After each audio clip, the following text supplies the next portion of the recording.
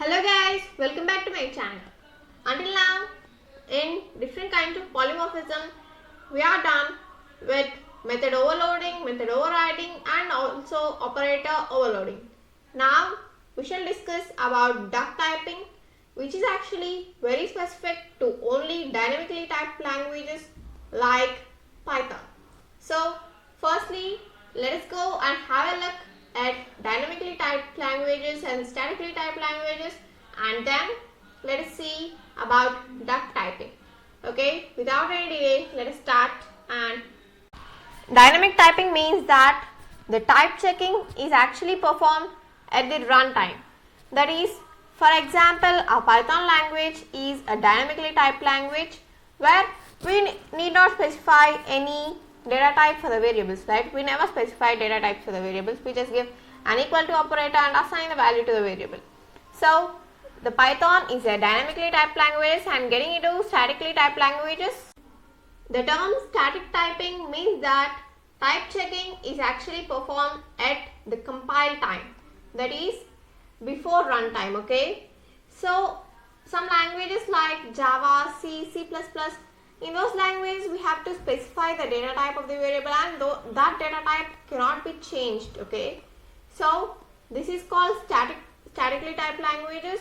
And now getting into duck typing, we have a saying: if it looks like a duck, it swims like a duck and quack like a duck, then it is probably a duck. That is, here if it is a duck or not, it's not important, its behavior is important. Okay, so getting into our programming terminologies, its method is important, not its class or objects. Okay, so let us get into our PyCharm and see how it actually works. Okay, I'm on my PyCharm now.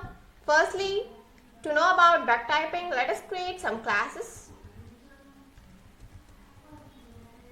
I have already said that the method or the behavior or the attributes are important, not the type, that is the class or object is not important. Okay, so I am defining a method def work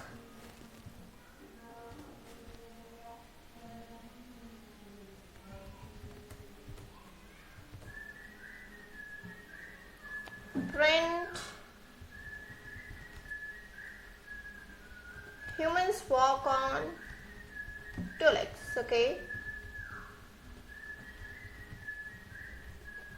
and I'm having another class B,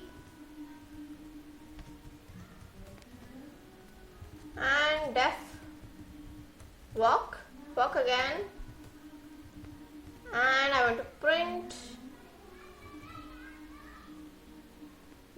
animals walk on four legs.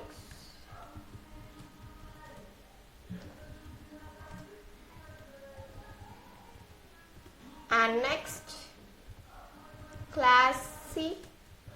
This time let us change our method name, def fly, print birds fly with wings. Okay, done, right? Now let us create the objects for our respective classes.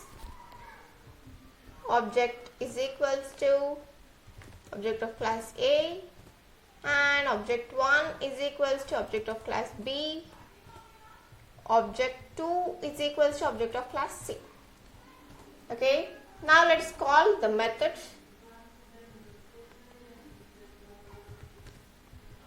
For object in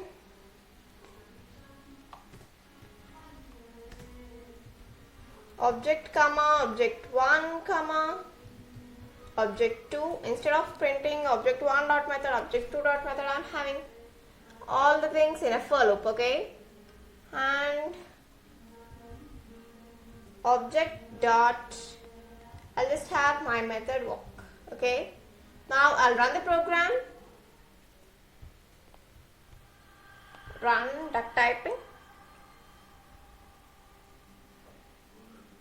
Yeah, we got humans walk on two legs, animals walk on four legs, and for the class C, we got C has no attribute walk.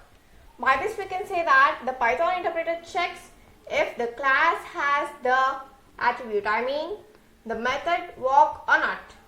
It doesn't check it. It doesn't need if it is of class A or class B or class C. Okay. So this is all about duck typing. Remember that only dynamically typed languages can support duck typing.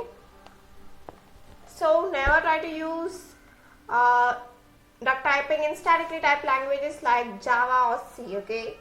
So if you like this video, give it a big thumbs up. If you have any doubts, reach me out in the comment section. Subscribe my channel for more Python videos, and also share it with your Python buddies and make it a teamwork learning Python. Okay. Thank you. Have a nice day. Bye bye.